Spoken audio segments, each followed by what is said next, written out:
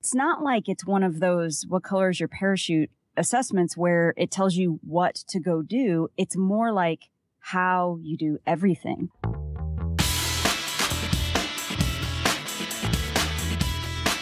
All right. Hello, everybody. Welcome back to another episode of the one, the only, the greatest podcast on the planet Earth. That's right, folks. THEME-ADDICTS. My name is Andy Sokolovich. I'm a Gallup certified strength coach and the owner of a coaching practice nestled right here in the small Midwest town called Clinton, Iowa. THEME-ADDICTS is a podcast series created to highlight the massive impact the Clifton StrengthsFinder assessment has had on now over 12 million people. Grace, I think we're getting close to 13. 13 I'm not on my A game today like I was last interview. I'm sorry. I'm distracted because I'm excited about having Lisa on the show. But if you want to do me a favor, Grace, cruise on over to GallupStrengthsCenter.com and check out and see how many people have actually taken the Clifton StrengthsFinder assessment. So for more information or to schedule yourself an interview, that's right, you too can be on THEME-ADDICTS. All that Grace and I need is for you to love your top 5, love your themes, and want to talk about them. Go ahead and shoot me an email, Andy@UnleashStrengths.com, or give me a call, 815-441-2219. Be sure to cruise on over to UnleashStrengths.com, click on that subscribe button, and for doing so, you'll get yourself a nice fresh copy of a PDF ebook, 5 steps to kickstart your top 5, written by yours truly. My co-host, as always, the one, the only, what should I say this time? How about the music loving? The music loving Grace LeConte. Grace owns LeConte Consulting. You can find more about Grace's practice over at LeConteConsulting.com. That's LACONTE Consulting.com. And Grace works hard to provide managers and teams with strengths-based guidance and leadership principles. Grace, what's going on? I can't believe how many songs we've already hummed in the pre-show banter with Lisa, our guest for today. So we talked about, was it "Oh What a Beautiful Morning"? Was that one of them? No, that wasn't one of them, was it? Because I can't sing in that range. And then there's "It's a Beautiful Day." Lisa, Yeah. was that one of them? Yeah, well, and you had the U2 version. I had that. I don't know who sings it. Yeah, that was better than mine. Mine was that "It's a Beautiful Morning," but I don't know who does that. Look out. America's Got Talent. We talked about working on the railroad. My husband works at the railroad company, so all the live long day. There's just tons of songs pouring out over here, so it's going to be a fun show. This is great. I was thinking stuff. of that Johnny Cash song, that "Pick Up That Hammer, Pick Up That," and you hear the clink. That's way back.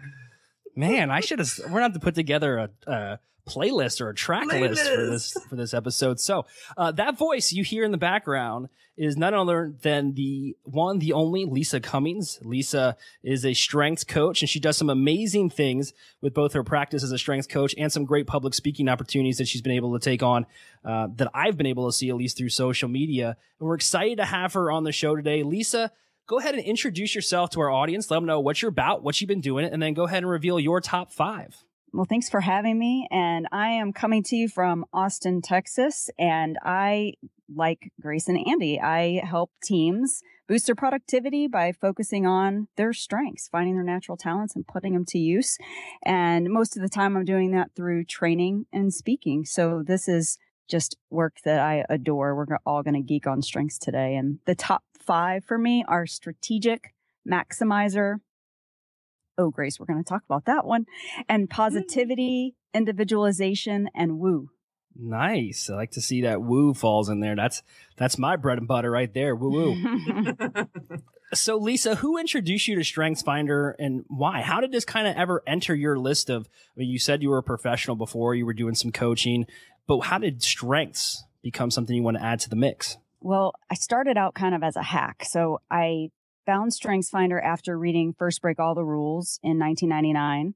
And a few years later, I was in a role where I managed managers for the first time. Kind of scared me, and I wanted to do a good job. So I read that, and then I also found Now Discover Your Strengths. So fast forward a few years between First Break All the Rules and when I took that role on. So I reread that, found Now Discover Your Strengths, did that with my team, just bought everybody the book and talked about it. And it really hit home for me. It hit home for them. No surprise that with individualization being in my top 5, that it just made sense to me that people could be at their best if you found their best attributes. So I feel like that was my secret sauce in being able to feel competent in that role right away. So Lisa, I I did do the numbers on how many people have taken this assessment. It's 12,991,543. So we've got 8,457 people left before we hit the 13 million mark. And Lisa, we were talking before the show, but all three of us have found a tremendous amount of help from this assessment. Yet, as you mentioned, when you walk around and talk to new people with your woo, right? Hey, have you heard of StrengthsFinder? And they're like, Strengths what? Why do you think that is? That 13 million potentially people, but I'm thinking maybe some people take it twice or three times. So many people have heard of it, and yet when we walk around communities or organizations, people haven't heard. So what do you think the reason is? I mean, in part, I think it's just a big, big world with so much stuff competing for our attention. And so it's the total focus for us. And it's amazing that people haven't heard of it yet.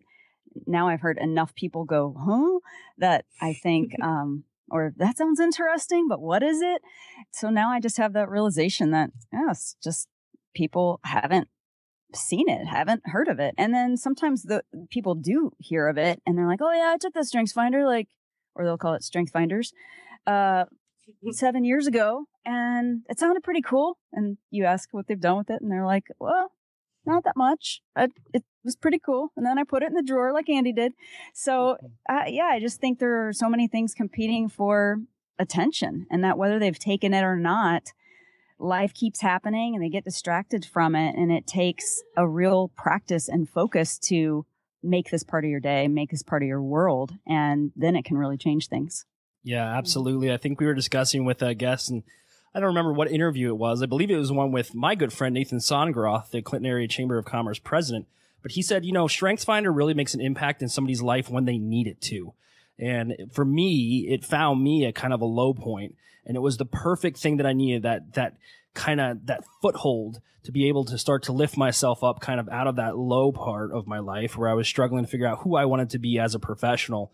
And I mean, it made such a huge impact on me. That's my desire to become a coach. But like you said, everybody knows my dark secret. I looked at my assessment and I stuffed it in a desk drawer for the better part of a year before I actually took it out, blew off the cobwebs. That dark side thing is kind of fascinating too. And that's how it was for me as well, that I really used it. Besides when I wanted to be a good manager of managers and it just kind of scared me. That was one of those, how can I do this? How can I not fail the team? But then outside of that, every time I've reconnected with it deeply, it was in a low point when I needed it. Was it like that for you, Grace? Oh my goodness. Have you listened to my interview? Yeah. I think it was interview number 3 or 4, right, Andy? You were an early adopter. Early adopter. Well, so what happened was Andy, there was this group, the Gallup StrengthsFinder kind of support group, I guess, on Facebook. And there weren't that many back then. This was like a year and a half ago. So Andy had just started the idea of this podcast, and he was putting the word out. Like, who wants to be interviewed? Anybody want to be on the show? And no one had. I was really begging people to be on the show. And I actually felt bad for you, Andy. Oh, thanks. I was like, this poor guy. Somebody needs to be on it because there's very few people saying anything. So I'm like, oh, I guess I'll offer. I don't know what I'm going to talk about. But what I spoke about in the interview was, I had a totally transformative experience, Lisa. And I think part of it was because when I took it, I had a friend who was in the same industry that I was in, medical transcription. It's part of medical records and what became electronic record management, electronic health records. It's really been transformed with the computerization of healthcare data. But back when I was working in it, we basically listened to physician dictation and transcribed it on a computer system. And it was very manual. Mm-hmm. So we were using our brains and our fingers to, hear things and then put them into a document form that became part of the permanent medical record. And one of my friends was like, I just took this assessment. It really, really helped me with just how I see things. And I'm like, okay, sure, I'll take it. But it wasn't until someone else inspired me. And I think that's the word. I'd love to hear you talk about your experience too. Someone had to tell me that it's not just a test. It's not just 4 letters or, it's not just a list of things, that it can actually start to transform how you describe yourself and what makes things work in your mind as opposed to someone else's mind. It's helped me connect things that would have been very difficult for me to get through in life otherwise. So I've regained friendships and relationships with people that would never have been that close to me if it hadn't been for this assessment. Yeah, it's just been incredible. So I give a lot of credit to the people who, like Andy, who inspired me to see this in a way that's beyond just another assessment. So, Lisa, did you have an experience like that as well, that something just sparked your need to get more information? Well, because I had heard of it through the book, Now Discover Your Strengths, and used it with the team, I guess I just got lucky that I made up my own methodology for how to discuss it with them, and got lucky that it had a big impact. It was I didn't really understand, though, that phenomenon you're talking about here, where it's not like it's one of those what color is your parachute assessments where it tells you what to go do. It's more like how you do everything. And that has been more of a recent few years kind of understanding where I go, oh my gosh, this applies to everything in life and how you approach everything you do if you let it. And yeah, so I had a little different. My aha moments were more like having bad experiences at work and then reconnecting with it and it giving me the opportunity to see where I need to be. So you mentioned that you work with managers or you used to work as a manager of managers, Lisa, right? Yeah. I've done the same. I've managed teams, I've managed managers, I've managed all sorts of different groups of people. I think one thing that was very frustrating to me was that I couldn't get people to hear what I needed them to know. It made sense to me and it made sense to people like me, but I could not get through to the maximizers and the deliberatives, and now I have a word for it. Now I know how to translate things and know that, oh, okay, if I'm being too aggressive with my activator, people are going to really put the brakes on even more. Yeah. Or my positivity might just be way too much for people who need to process it intellectually, and I can't make them happy, So it was that kind of how you started to see your team in a different way once everyone had these words to describe them? Yeah, 100%. I mean, it helped. It kind of, like many things in life, I process it first, applying it to myself. And I felt like, okay, I see why I have certain preferences. And I started understanding why some things are easy for me and tough for others. And then the opposite, some things are tough for me, but easy for others. And helped me see this for my team about just focusing on what fuels rather than what drains. And I mean, things like you just mentioned, positivity. I have positivity high. It's in my top 5. And realizing that, if I just go with a rah-rah statement, which isn't how I view it, I just think you have to believe that things can work out if you want them to work out, kind of in a self-fulfilling prophecy kind of way. And it feels so much better to view it and flip it from the perspective of what you want rather than what you don't. So it just feels natural to me that that's how you approach things. And I realize, those who have more of the deliberative or an analytical bent or things like that on the team would be looking at me thinking, she is so naive. She has no idea what she's talking about. She can't see the reality of the world. So I learned how to recognize that they needed to hear, I get it. Here's the reality. I've considered it. And knowing that this is still the way I'm going to go at it, and being able to just acknowledge that I know those risks are there. I know that stuff exists. And there's a big bad world out there, and I'm still going to view it this way. Just the acknowledgement made a huge difference, because then they see, it's not just some goofball who can't see the realities of the world. Oh, yeah. Andy, can I ask you a question? Of course. I'm an open book. All right.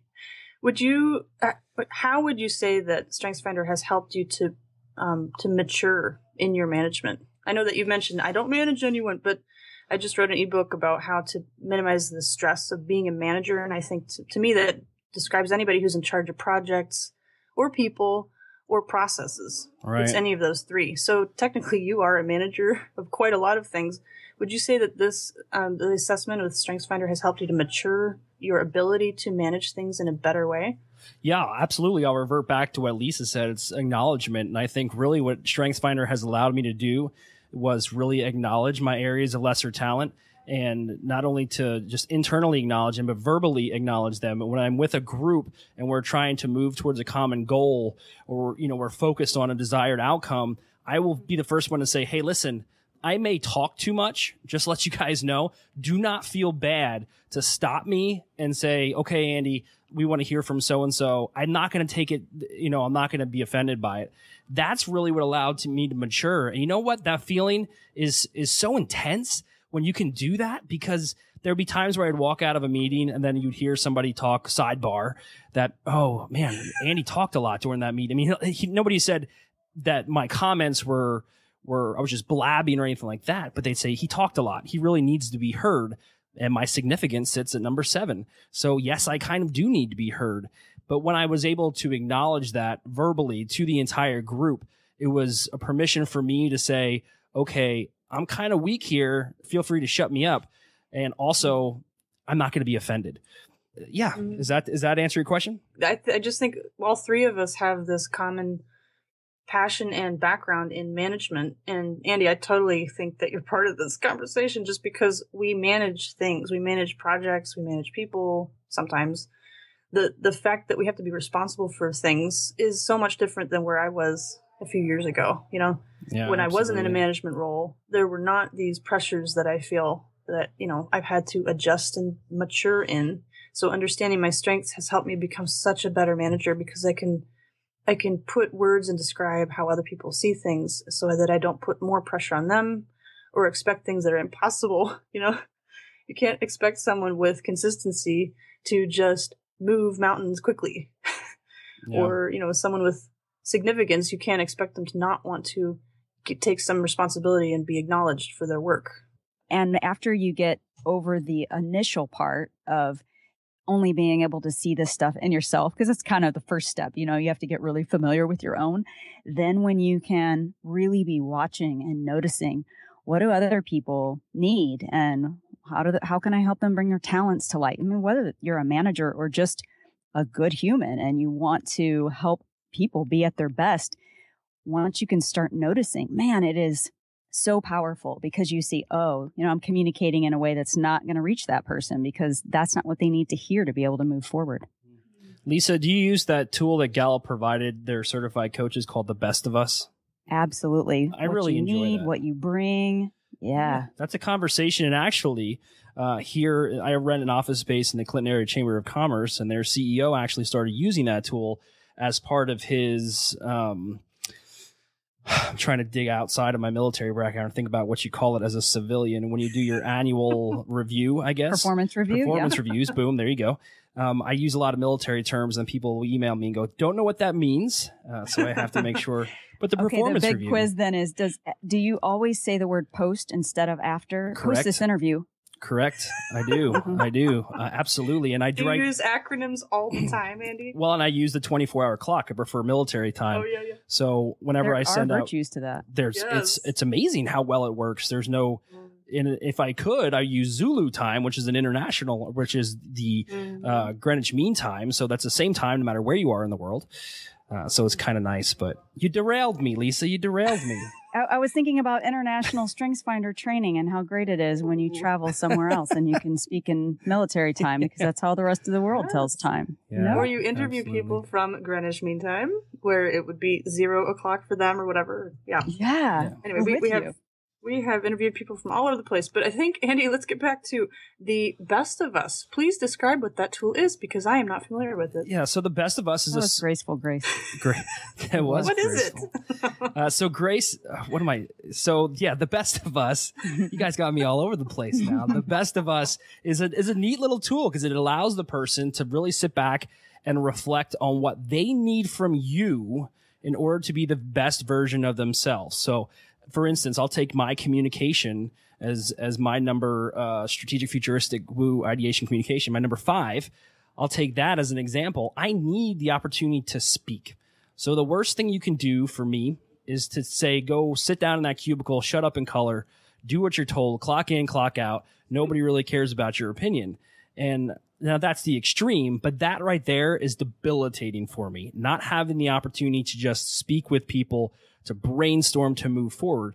And this tool really allows individuals to kind of share that information with hopefully their manager or their supervisor, because it could be something as small as 5 minutes a day of a request saying, I need your time in order to speak to you, because if I don't get a chance to speak to you first thing in the morning, I really don't have a sense of direction of what I'm supposed to do for the rest of the day.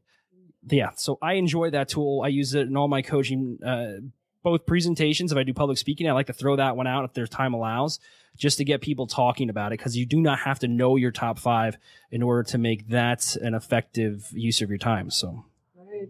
Yeah, that's another reason why that one's so great, because they can think about what they need or what they bring. That's another great one when you get this with a room of people who are teammates and they hear what others need. They go, oh, that's why this happens. Or I bring things like I can contribute to the team that other people may not know about.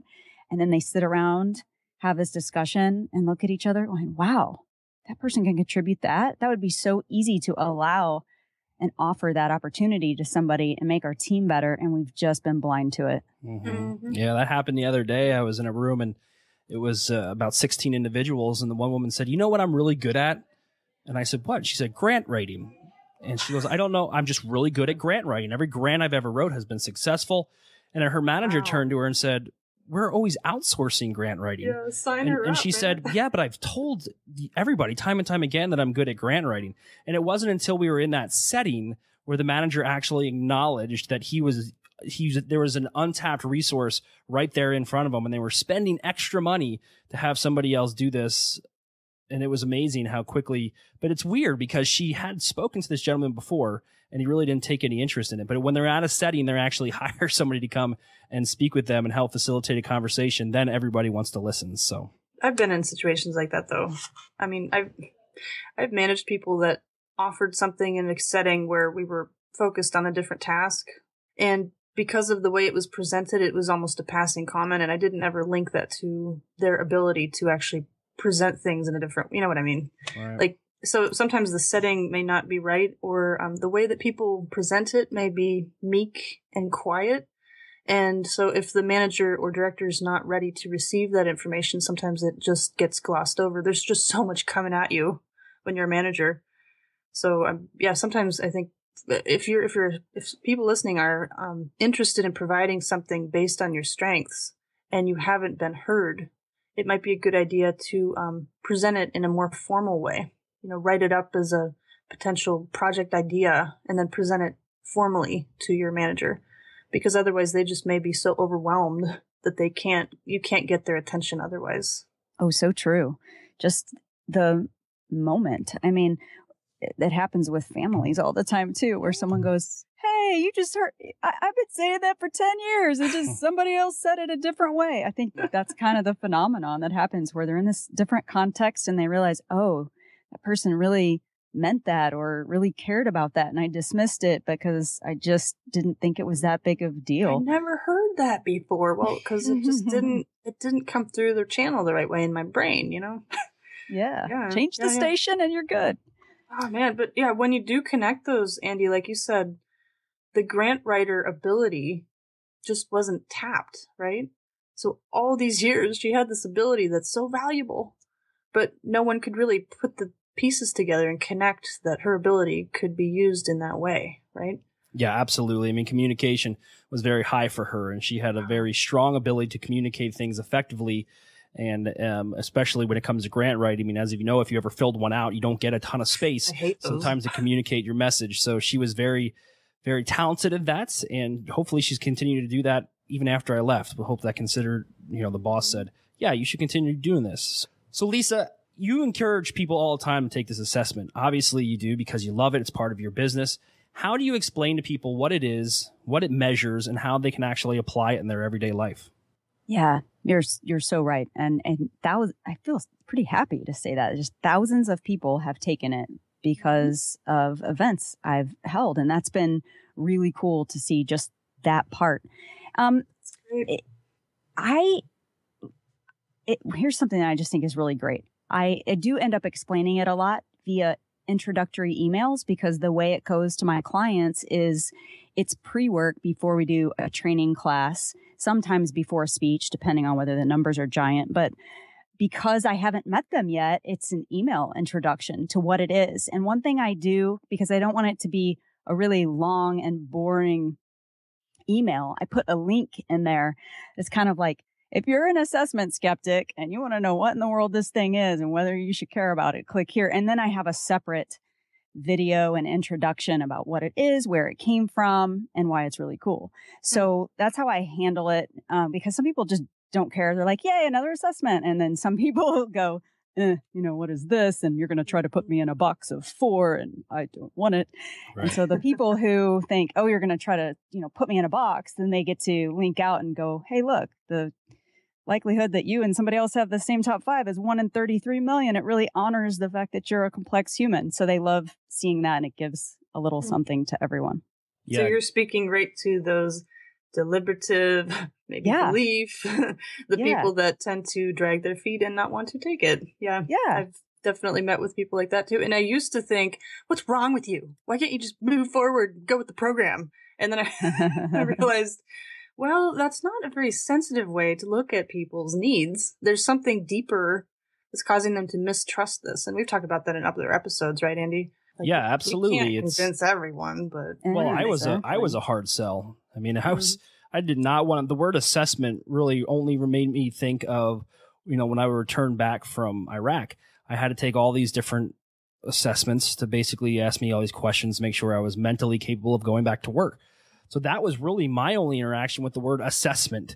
And then when I became a civilian and I started my business, and one of my mentors approached me with his book in hand called StrengthsFinder 2.0. And he said, on the back, there's a code, scratch it off like a lottery ticket, log in and take this assessment. I immediately went, nope, not going to do it, dude. Like, I don't care how bad it gets. There's nothing that an assessment can tell me that's going to make me realize that I'm good at some things and I maybe need to redistribute where I'm applying my time and my efforts.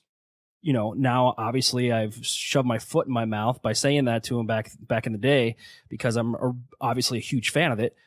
But it is, no matter who I work with, there's always going to be that couple of minutes that you have to spend kind of selling them on the fact that this is something that they need, and how it actually works. And I'm not a numbers guy. Like, I don't sit back and look through and highlight all the numbers and the statistics and all the different things that are incorporated into the report that Gallup provides you that actually shows the science behind it. I just love that it works. I could care less, like my computer on my desktop right now. I don't care how it makes this podcast get recorded. I just want to make sure that it does. But that's me. Some people, depending on their strengths or their area of talent, really want to delve deep into that and understand how each component works.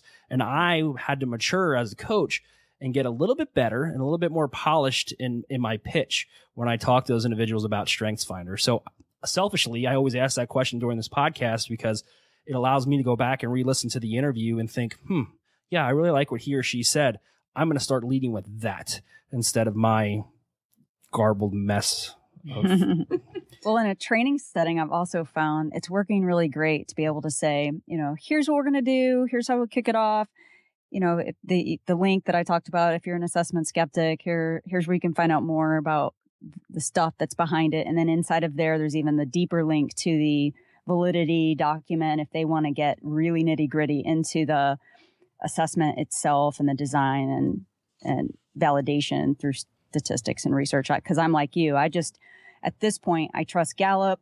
I've seen it for so many years. I read that at one point way back when, and that's not of interest to me yet. I see people needing it. And one thing that's so great is doing that on the front end, giving them the time to dig into whatever they need and want to dig into, or even email questions. Then when you kick off the event, it can be the live, somebody with woo, you can appreciate kind of the jazz hands moment. You want to kick off with a hot opening and make it really energetic. You don't want to kick it off like, well, this is how we studied it and this is how valid it is and the p-value is this. I think they would all fall asleep at the beginning, so that can all be handled up front, and then the event itself can just be energy bringing. Yeah, I actually drifted off as you made that voice. No, I agree, and I'm going to start actually copying your success in that, because normally how I move forward with my coaching is when somebody hires me, we go back and forth. I usually talk to the manager. I have that conversation with the manager, but then they bring in their whole team, and I'm just repeating myself. And it's really an awkward time for me because you do have some skeptics that are right there staring you in the eyes, physically in front of you, but also it's a huge time waster, and it's not productive because we're wasting time learning about our strengths and learning how to apply them by me constantly having to try to explain how it works. Hey, Lisa, is there a story that sticks out in your mind of someone that you've seen completely transform, either in your professional work or in your family? I'll tell you about a personal experience. Yeah. I was training in a training, like delivering training, facilitating a training class about 15 years ago. And participants kept coming up to me, just event after event, telling me how much it impacted them, how natural I seemed, how much I smiled and enjoyed it. And that just kept happening. And at the time, I was just like, oh, that's so nice of them. Oh, it feels good to be useful.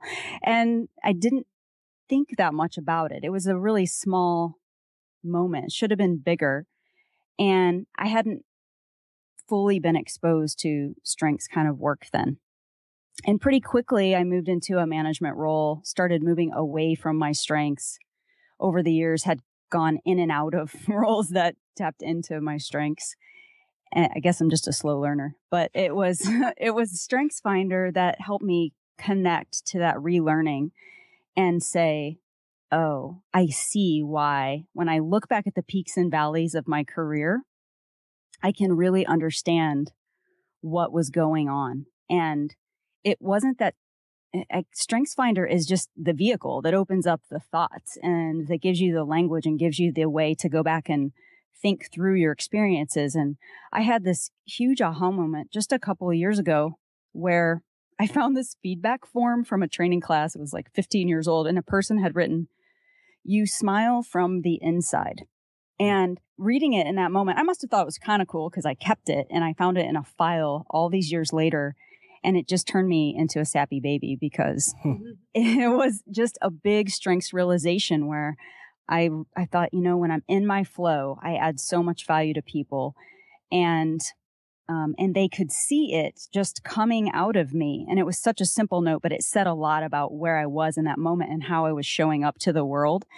And so that was a big life-changing moment when I saw that sheet again, because it just made me think, strengths only. I'm going to find that inside smile again. I'm going to figure out what that was and how I lost it. And kind of what Andy was talking about before, it's that when you have those low points, when you're going through your peaks and valleys of your life or your career, when you're open to seeing what you've been missing. And it was just a very big moment of resolve. Like, I'm not going to take roles for title or money or ego. And oh, by the way, it's so nice. It actually kind of follows when you follow your talents anyhow.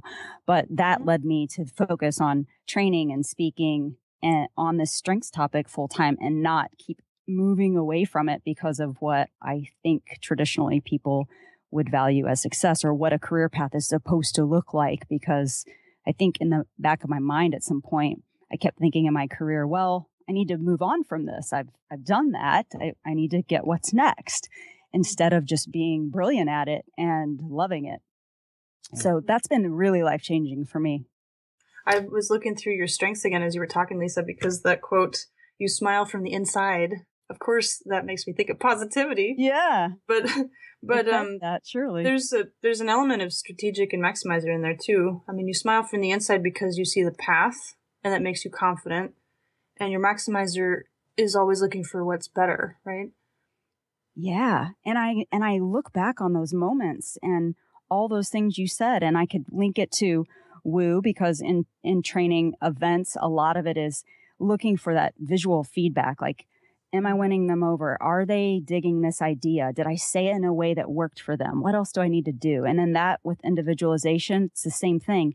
Can I take this big message and make it hit home for every person? What do I need to do to say it that makes that person light up who's been sitting in the corner, feet up on the desk, arms crossed, or, just imagine that one person who doesn't want to have a good experience today. And how can I reach that person? And that challenge of doing that is so big. It just feeds every one of my, even top, I claim about 11, top. And I look at that list and go, yeah, that's why I need to be living in this role. And it makes so much sense and it feels so good, but I just kept dismissing it, discarding it. Good stuff. Man, I love doing this podcast. I'm never going to stop doing this because it is awesome, because you meet so many people that just bring some solid insights and advice, and they can tell stories that just allow you to see their progression, but also things you can pull from that story and apply to your life. So Lisa, this has not been the exception. Thank you so much for being on the show. But I did want to ask you, so, we have millions of listeners, Grace. Is that what it is? Millions now? Millions. Yeah. Millions. They're just not always tuning in, but that's okay. They will. Yeah. But those who do listen and tune in that want to contact you and learn more about what Lisa Cummings can offer them, how do they reach you? Yeah, they can find me on leadthroughstrengths.com. I also have a podcast by the same name. If you're on Twitter, I'm at Lisa Cummings, and I'm on LinkedIn at the LinkedIn/in/Lisa Cummings. So any of those places, come say hey. Awesome. And then before we leave, I wanted to know, you filled out the interview form for this on our website at unleashedstrengths.com/interview, and you did make reference to jumping out of a burning van. Can you explain that a little bit, just so I can wrap my head around what that looks like? Is there a song for that? There should be, shouldn't there? Breaking the law. I don't know. Who knew you would get some Judas Priest on there today? I think they'd have to connect with me on Facebook to see that one. I can send you the picture. Yeah, for my 40th birthday, I decided it would be really fun to go to this stunt school and jump out of an exploding van and jump out of off of a 2-story deck down onto, I don't know, like just imagine jumping off a 2-story building. So it's a special effects company that does this stuff for movies. So of course I really wasn't jumping out of the burning van. The van was burning, but I was in front of it. The flames were not on me. And you jump onto a mat, but the video and the images look so amazing, and it was a total blast. Nothing says maximizer like jumping out of a burning car. So live life to the fullest. That's right. Lisa, thank you again for being on the show. We really do appreciate it. Grace, as always, thanks for joining us as a co-host. Absolutely. It was so much fun to talk to you, Lisa. Oh, one quick question. If you could pick one of your top 5 to take with you out of the burning van, which one would it be? Which top 5 strength? I think individualization. That's my favorite. Yes. I just lead with that in every relationship, and it's a big one. All right, everybody. As always, this is your host, Andy Sokolovich. Thank you for listening to another episode of THEME-ADDICTS presented by UnleashedStrengths.com. Be sure to subscribe. Go over to iTunes or visit UnleashedStrengths.com/iTunes. Hit that subscribe button. Listen to every episode. And if you like what you hear, I do ask that you leave us a positive review. It really helps our podcast grow. All right, everybody. Until next time, like I always say, stay addicted.